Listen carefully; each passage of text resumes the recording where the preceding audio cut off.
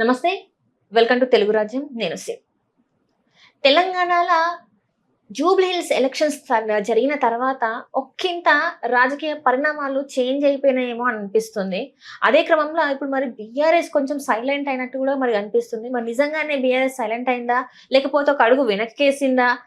ఇట్లాంటివన్నీ చాలా ఆలోచనలు ఉన్నాయి. అండ్ అట్లనే ఇప్పుడు చూసుకున్నట్టయితే మనకి సర్పంచ్ ఎలక్షన్స్ కూడా ఉన్నాయి. సో మరి బీఆర్ఎస్ కార్యాచరణ ఎట్లా ఉంటుంది, ఏంటి అనే అంశాన్ని మనకు తెలియజేయడానికి ఈరోజు మనతో పాటు ఉన్నారు BRS official spokesperson Dinesh Chaudhary గారు. నమస్కారం సార్. నమస్తే అమ్మా. సార్ ఎట్లున్నారు సార్? అంతా బాగున్నాం. నిజంగానా? ఏమో ఇంత కొంచెం డీలా పడ్డట్టు డల్గా ఉన్నట్టు అనిపిస్తాను మొత్తం బీఆర్ఎస్ వాళ్ళందరూ. ఏం లేదమ్మా, అట్లేం ఉండదు.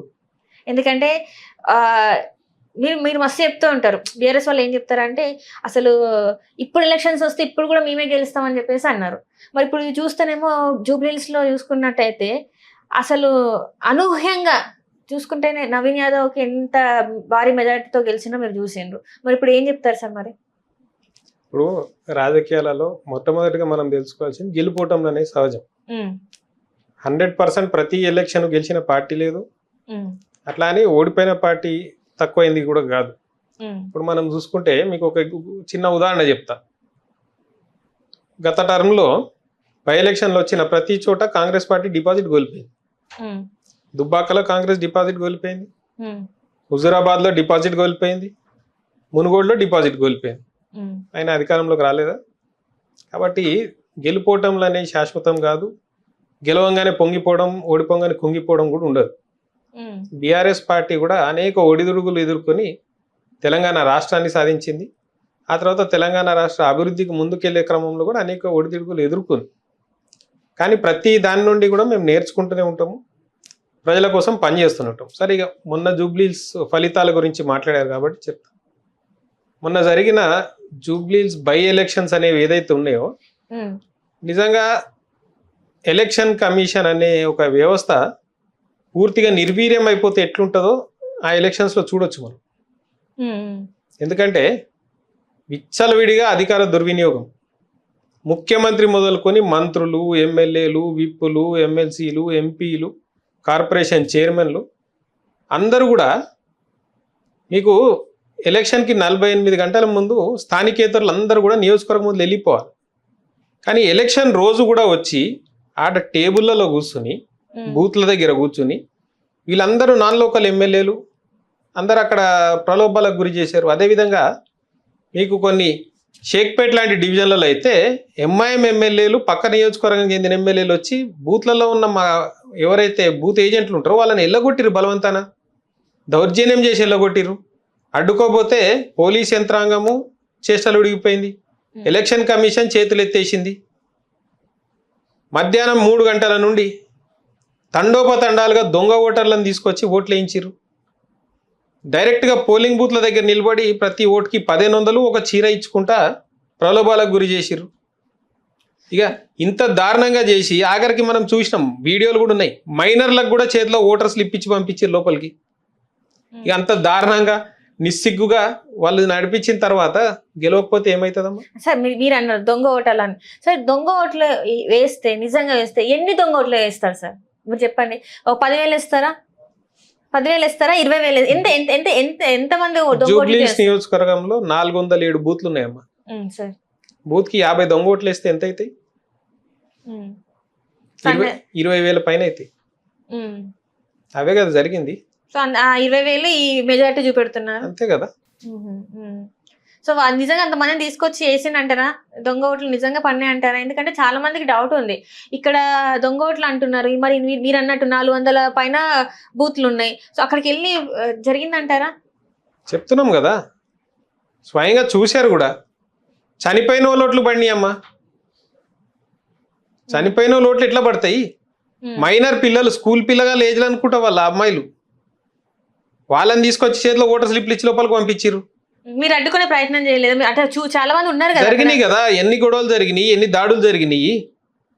పోలీసులకు చెప్తే మా పని కాదు ఇది అంటారు. ఎలక్షన్ కమిషన్ సిబ్బంది, పోలింగ్ సిబ్బందికి చెప్తే వాళ్ళు చేతులు ఎత్తేసిర్రు. అందుకే కదా ఎలక్షన్ కమిషన్ అనేది నిర్వీర్యం అయిపోయి ఒక శవావస్థలోకి వెళ్తే ఎట్లుంటుందో అట్లయింది మొన్న. సో మరి ఇప్పుడు ఇంకో కొన్ని వాదనలు కూడా వినిపిస్తున్నాయి. ఈ ఓటమి ఏదైతే బీఆర్ఎస్ చూస్తుందో ఇది కేవలం కేటీఆర్ వల్లనే అని చెప్పేసి కూడా చాలా మంది మాట్లాడుతారు. మరి దీనికి మీ సమాధానం ఏంటి? ఎందుకంటే చాలా మంది శరత్ లాంటి వాళ్ళు అంటే లాయర్ శరత్ మనకు తెలిసిన అడ్వకేట్ శరత్ గారు ఆ సార్ కూడా చెప్పింది ఏంటంటే కేటీఆర్ కొంచెం తన ఏదైతే ఉంటుందో దాన్ని కొంచెం పక్కకు పెడితే ఆ ఈగోలే కావచ్చు ఏదైతే ఉందో తన అహంకారం పక్కకు పెడితే పార్టీ ముందుకు వెళ్తుంది, లేకపోతే ఇట్లనే మళ్ళీ ఇలాంటిది ఫేస్ చేయాల్సి వస్తుంది అని చెప్పేసి మాట్లాడారు. మరి దీని మీద మీ స్పందన ఏంటి? ఇప్పుడు ఒక్కొక్కళ్ళ పర్సెప్షన్ ఒక తీరులో ఉంటుంది. కేటీఆర్ గారు మాట్లాడేది ఆత్మవిశ్వాసంతో మాట్లాడతారు, అది కొంతమందికి అహంకారం అనిపించవచ్చు. ఇప్పుడు అందరికీ నచ్చిన విధానంలో నేను ఉండాలంటే నడవలేం కదా. ప్రజాస్వామ్యంలో మిమ్మల్ని 100 మందిలో 90 మంది మీరు మంచోళ్ళు అంటారు, 10 మంది అయితే మీరు నచ్చని వాళ్ళు ఉంటారు కదా. అసొంటి వాళ్ళు మాట్లాడితే ప్రతిదాన్ని ఎవడు పట్టించుకోవాలి? ఇప్పుడు నీకు నచ్చినట్టల్లా నడవాలనుకుంటే ఇక మా పార్టీ ఎందుకు, మా నాయకత్వం ఎందుకు, వాళ్ళ వ్యక్తిత్వాలు ఎందుకు? ప్రజలు తీర్పునివ్వాలి అంతిమంగా. ఒప్పుకుంటారా మీరు? మరి ప్రజలు తీర్పిచ్చినా సరే ఆ దొంగోట్లైనా ఏ రకంగా అయినా కూడా మరి ప్రజలైతే తీర్పిచ్చిండ్రు కదా ఒక రకంగా.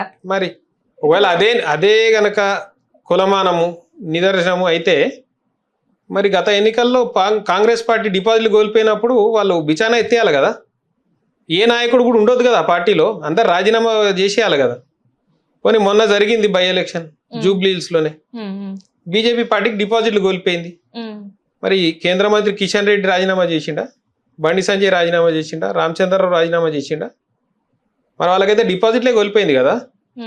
మరి దానిపైన ఈ సన్నాయి నొక్కులు నొక్కే సోకాళ్ళు మేధావులు ఎవరు ఎందుకు మాట్లాడరు?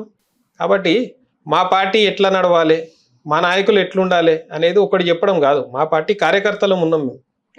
కేటీఆర్ ఉండే తీరు కరెక్టే అంటారా? మరి కేటీఆర్ ఏ మైక్ పట్టుకొని మాట్లాడినా కొన్నిసార్లు కొంత అగ్రెసివ్ గా మాట్లాడుతుంటారు, అదంతా కరెక్టే అంటారా? మరి కాదు, కేటీఆర్ గారు ఎవరినన్నా నేను పేగులు తీసి మెడలో వేసుకుంటా, పండబెట్టి తొక్కుతా, లాగులో తొండలు వదులుతా లాంటి మాటలు మాట్లాడిండా? సీఎంని హౌలే అనలేదా? ఆయన మాట్లాడిన మాటలు కేసీఆర్ గారిని దానికి కౌంటర్ తప్పకుండా వస్తుంది కదా. అంటే వాళ్ళు మాట్లాడుతున్నారు కాబట్టి మీరు ముందు తప్పకుండా ఎవరికి తెలిసిన భాషనే వాళ్ళు మాట్లాడారు. ఇప్పుడు మనతోనే ఎవడన్నా కొట్లాడుతూ అరబిక్ లో తిడుతుండ అనుకో, మనకు వచ్చిన భాష అయితే మనం వాడాలి కదా. అంతేగాని అయ్యో నువ్వు ఎంత తిట్టినా సరే నాకు అది పెద్ద బ్రహ్మాండమైన వరంలాగా ప్రతి ఒక్కరు కూర్చోరమ్మా. ఒక స్థాయి ఉంటుంది. శ్రీకృష్ణుడు లాంటి దేవుడే 100 తప్పుల తర్వాత శిశుపాలుని వధించాడు. మేము కూడా ఒక స్థాయి వరకే చూస్తాం. ఇంట్లో వాళ్ళని తిడతాం, కుటుంబ సభ్యులను రాజకీయాలతో సంబంధం లేని వాళ్ళని లాగుతాం, వాళ్ళని బద్నాం చేస్తాం. లేకపోతే ఒక మాజీ ముఖ్యమంత్రి, రాష్ట్రాన్ని సాధించిన నాయకుడు, ఆయన పొరపాటున ప్రమాదవశాత్తు కాలు జారి కింద పడితే దాన్ని కూడా అవహేళన చేస్తాం, దానిపైన కూడా పిచ్చి చిల్లర మాటలు మాట్లాడతామంటే మేము ఊరుకునే రకం కాదు. తప్పకుండా ఎవడికి అర్థమయ్యే రీతిలో వాడికి సమాధానం చెప్తాం. మంచితనంగా మాట్లాడిన మంచితనంగా చెప్తాం, అవలాతనంగా చేస్తే అవలా అని అంటాం.